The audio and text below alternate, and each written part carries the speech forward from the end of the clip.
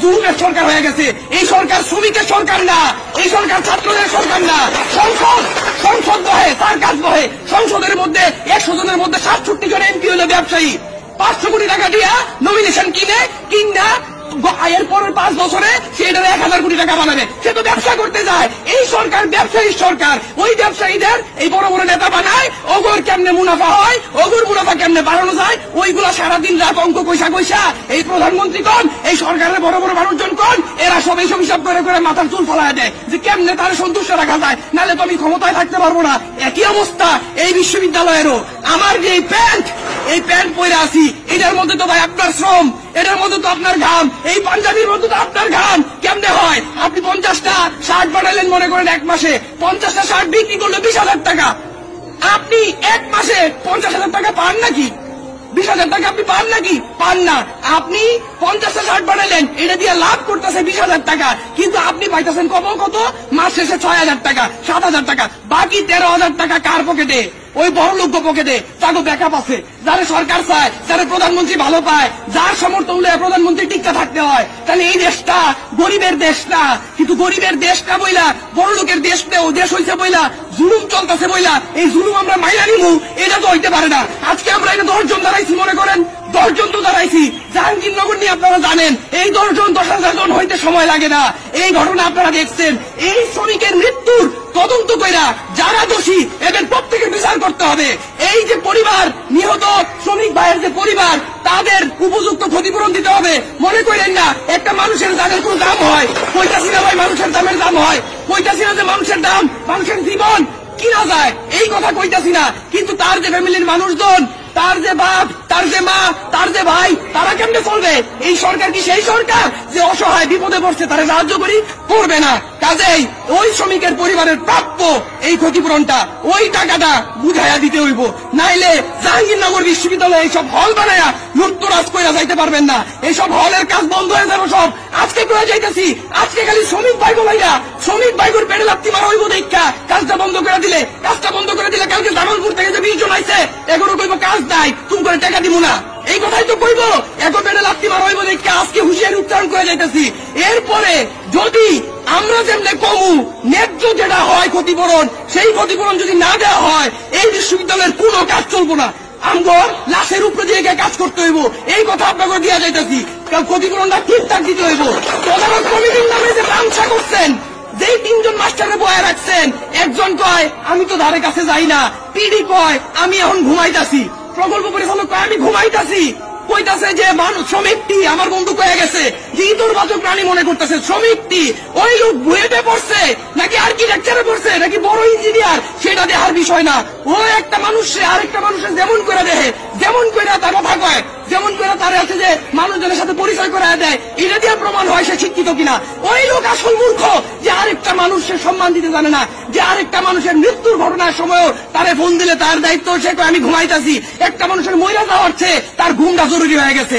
ওই লোকের শাস্তির ব্যবস্থা করতে হইব। কোন টাল বাহানা দেখলে, যদি আমাদের দাবি খুব স্পষ্ট, যথোপযুক্ত এই ক্ষতিপূরণটা দিতে হইব, তদন্ত কমিটি কইরা শাস্তির ব্যবস্থা করতে হইব। এবং সেফটি অবশ্যই, আমি আরবান প্ল্যানিং এ পড়ি, নগর পরিকল্পনা, শহর কেমনে বানায়, এইটা নিয়ে আমি পড়ি গত 6 বছর ধরে। আমি জানি ইমারত নির্মাণ বিধিমালা নামে একটা আইন আছে। এই আইনে কইছে 3 তলার বেশি হইলেই তোমার সেফটি নেট দিতে হইব। আরে ভাই সেফটি নেট দিতে টাকা বেশি লাগে, তুই ভাই 3 দে না, 3 দিলেও কালকে শাহের আলী ভাই পয়রা এখানে হয়তো হাত পা ভাঙতো, লোকটা জানে মরতো না, মাথাটা হয়তো ভাঙতো না। সেই ব্যবস্থাটা যে করলো না, ইমারত নির্মাণ বিধিমালার যে ব্যত্যয় ঘটাইছে, এগোর তো লাইসেন্সই খাওয়া দেওয়া উচিত। এখন তো আর কোনো বিল্ডিং করার কোনো অধিকারই নাই। আজকে এই অফিসে গেলাম আমি, যাওয়ার পরে কইতেছে যে আমগো তো হেলমেট আছে। আমার এই ইঞ্জিনিয়ার হেলমেট দেখাইতেছে, হেলমেট হলো 8টা। শ্রমিক কয়জন? নির্ঘাত কমায় কইছে কয় 80 জন। 8টা হেলমেট 80 জন ভাগাভাগি করে কেমনে পড়বো? কেমনে পড়বো? মহিলা গেলে যার যাবে সে বুঝবে, ওর ফ্যামিলির খারাপ হবে, ওর ফ্যামিলি খাইতে পাইবো না, তুই তো বুঝবি না, তোর খালি টাকাটা দরকার। কইলাম সেফটি বেল্ট কই আছে? সেফটি বেল্টও আছে। আমি কইলাম নেট কই? নেটের লাগে নাকি পারমিশন লাগবো। নির্মাণ বিধিমালা যেটা আইন, সেই আইনেই কইছে 3 তলার বেশি তুললে তোর নেট লাগবে, নাইলে তুই হচ্ছে যে বেআইনি কাজ করতেছ, ওইলে তুই আবার পারমিশন কি এর? তোর তো টাকা চুরি করতে বাটপারি করতে পারমিশন লাগে না? এই যে নিচে খুব খুব জায়গাগুলা সিমেন্ট ইট দিয়ে ভরার কথা, এইগুলোর ভিতরে যে ই ঢুকায় রাখছো, মাটি ঢুকায় রাখছো, এটা তোরা কে পারমিশন দিছে? এইটা তোরে কে পারমিশন দিছে? এই সিমেন্ট গুলা, এই বালুগুলা টাকা মারার পারমিশন তোরে কে দিছে? পারমিশন খালি যখন তোর পকেট থেকে একটা টাকা বাইর হবে তখন পারমিশন লাগে, আর চুরি বাটপারি করতে পারমিশন লাগে না। ওই বিল্ডিং এর কনস্ট্রাকশন কোম্পানি নাকি জাহাঙ্গীরনগরের যে শ্রমিকরা যে দোকানদাররা ছিল তাকেও তো এখন খাওয়ার অবস্থা নাই, দোকান বন্ধ, রিক্সা চালাই তো কোনো অবস্থা নাই, ওরা ওইনে কাজ করা শুরু করছে, সমানে ছাঁটাই করা শুরু করছে। এবং আরেকটা কাজ করছে কি, মানে অক্ষর জ্ঞানহীন নাই মানুষজন কইতাছে যে তোমরা এটা সাইন করো, একটা কাগজের মধ্যে সাইন করাইছে, সেই কাগজের মধ্যে লেখা যে দুর্ঘটনা যদি মইরা যায়, যদি হাত পা ভাঙ্গে যায়, এটার দায় নাকি কোনো থাকো না। এই দায়িত্ব না তো তোর আমার বাপের নাকি? কাজ করো, এই নে তুই কাজ করবি, এই থেকে টাকা লুটপাট করে লয়ে যাবি, একটা মানুষ মইরা যাবে, বইরা হাড্ডি ভাঙা যাবে, ফাটরামি কইরা, দুর্নীতি কইরা, বাটপারি করে, এটার মধ্যে আবার সাইননেস, কত বড় সাহস! এই কাগজ তোর যারা খাওয়ানো দরকার, খুব বাজেভাবে কইতাছি। একটা মানুষ মইরা গেছে, আমরা খুব শান্ত আছি, এই শ্রমিক ভাইরা খুব শান্ত আছে, ভাইয়া ঘুরাই দেওয়া দরকার। এই নে এই নুরানি কনস্ট্রাকশনের একটা লোক থাকতে পারার কথা না, খুব শান্তভাবে কথা কইতাছি, শেষবারের মতো কইতাছি, কোনো কাজ চলবে না যদি ক্ষতিপূরণ না দেওয়া হয় পর্যাপ্ত, যদি ওই পরিবারের একজনের কর্মসংস্থানের ব্যবস্থা না করা হয়। শক্তি যতক্ষণ আছে শরীরের ততক্ষণ মেরে দেবো আপনাকে লেগা। কারণ আমরা জানি আপনি যখন সরকারি হসপিটালে যান 20 টাকার টিকিট কাটেন, এই 20 টাকার টিকিটের যে টাকাটা, এই টাকাটা জন্মা আমার ইউনিভার্সিটিতে আসে বেতনটা হয়, ইউনিভার্সিটির বেতনটা আমার লাগে না, হলে থাকি 6 টাকা দিয়া ভাড়া দিয়া, 6 টাকা বাংলাদেশের কোন জায়গায় আছে নাকি 6 টাকা ভাড়া?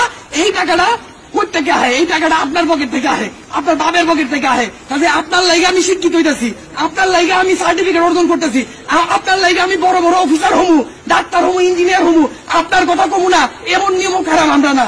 যতদিন এনে আসি, যতদিন শক্তি আছে শরীরে, ততদিন এটা কইরা যাবো। আজকে খালি এনে কইরা যাবো গা এরকম না।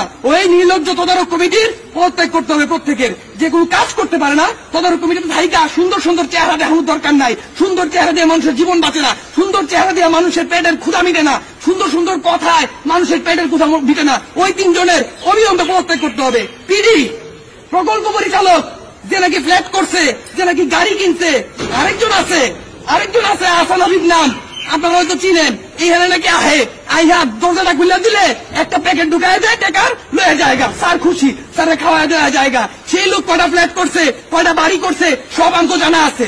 কাজেই স্পষ্ট করে কইতে চাই, এই 2 জন রে বিচারের মুখোমুখি করতে হবে।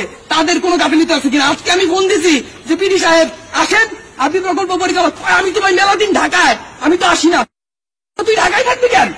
তুই প্রকল্প পরিচালক সাইটে থাকবি, তুই তো ক্যাম্পাসে থাকবি, একটা দরকার হলে যেন দৌড়ে আসতে পারো। এটাই তো মহা বড় অপরাধ। এই সাইট ফালায় রেখা প্রকল্প পরিচালক 70 লাখ টাকা দামের গাড়ি লইয়া প্রকল্পের ঘুরে বেড়ায় ঢাকা শহরে এসির ভিতরে বসে থাকে। এটাই তো বড় অপরাধ। তদারক কমিটির মানুষজনের কইছি, আপনারা আসেন, কি তদারক কি করছেন একটু কথাবার্তা বলে যান।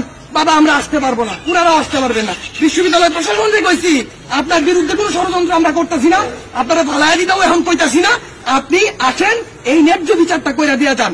আমরা কি কইতে চাই সেটা শুনে যান। তারা কেউ সচ্ছাসটা দেখাইলো না। কেন দেখাইলো না? কথা কওয়ার মুখ নাই। কারণ বাংলাদেশের মানুষ জানে, এই শিক্ষার্থীরা জানে, শ্রমিকরা জানে, কেডা কার লোক, কেডা কার টাকা খায়, কে চুপ করে বসে থাকে, সবাই জানে।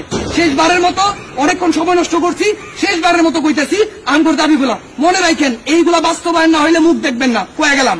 এইগুলো বাস্তবায়ন না হইলে মুখ দেখবেন না, বাস্তবায়ন করে ছাড়মু। ক্ষতিপূরণ অবশ্যই দিতে হবে, উনার ফ্যামিলির একজনের কর্মসংস্থানের ব্যবস্থা অবশ্যই করতে হবে। এই তদারক কমিটির প্রত্যেকের পদত্যাগ করতে হবে। এই যে সেফটি বেল্ট, হেলমেট, তারপরে যে কি বলে সেফটি নেট, এইগুলা দ্রুত সময়ের মধ্যে ঠিকঠাক করতে হবে। খালি নুরানি কনস্ট্রাকশনের ঘটনা ঘটছে নিকা, বাকিরা চুপচাপ বয়ে থাকবে, এরকম হবে না। 6টা হলে ঘুরে ঘুরে দেখবো কোনটাতে কি নাই, প্রত্যেকটাতে এই কাজগুলা করতে হবে।